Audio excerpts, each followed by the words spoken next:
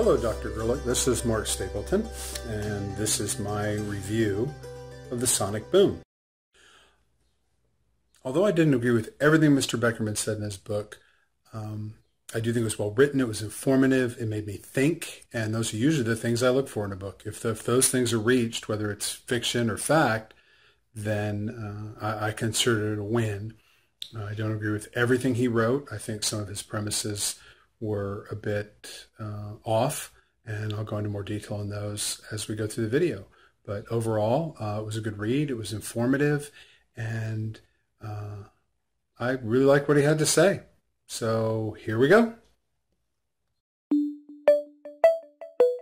Those 4 notes are AT&T's Sonic brand. Now, before reading this book, I had no idea the kind of work and development that went into creating a Sonic brand. I naively just thought someone sat down at a piano, hit a few notes, and someone said, oh, that's cool, I like that, and they used it. Little did I know all the work behind it, all of the blood, sweat, and tears about trying to convey what AT&T was all about, to revitalize the company, to tell their 270,000 employees that we do more things right than we do wrong, and that we need to be proud of it, and that they wrote this anthem. Now, I listened to the whole Firefly song, which is where those 4 notes come from, and it just didn't wash over me like that. I didn't get it. I recognize those 4 notes. I know those 4 notes because of television, radio, also because I'm an AT&T customer. So I just know those notes because every time I turn my phone on, that's what I've heard for the past, I don't know, however many years that's been their signature mark. So I think that the Sonic branding worked as far as the takeout from their anthem, but the anthem itself didn't spark anything in me. So I don't mean to disparage Mr. Beckerman and his team and what they accomplished, but the Sonic branding portion worked. One of the points Beckerman made in the book was the utilization of popular music to try to put forth your brand and to try to enhance that brand and give it something for people to identify with that's popular, and to marry the two up.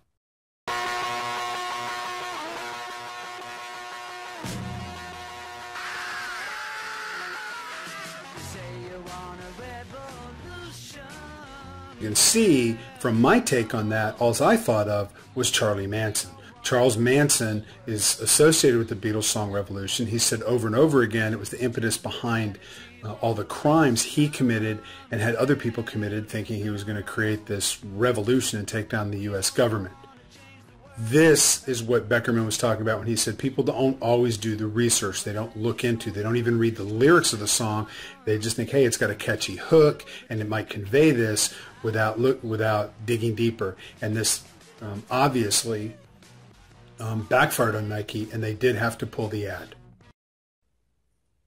One of the things Beckerman talked about in the book was sometimes jingles can be silly and they're not sophisticated enough to create that boom moment and that deep connection to the music. And as I was researching this and finding things, I found this. Now that's from my youth.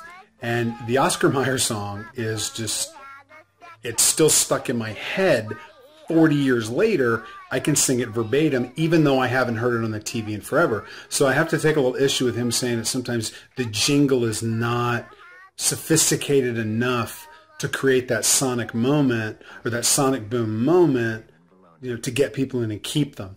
Another example of that would be the Band-Aid song, I'm Stuck on Band-Aids. I mean, everybody knows that song. It's not sophisticated. Someone just came up with a jingle and they used it. So I think it's the application and even the product that determines whether it needs an anthem or a theme or just a simple, silly little jingle for everybody to remember it. Thank you very much for the opportunity to present this. Have a great day, and go Buffs.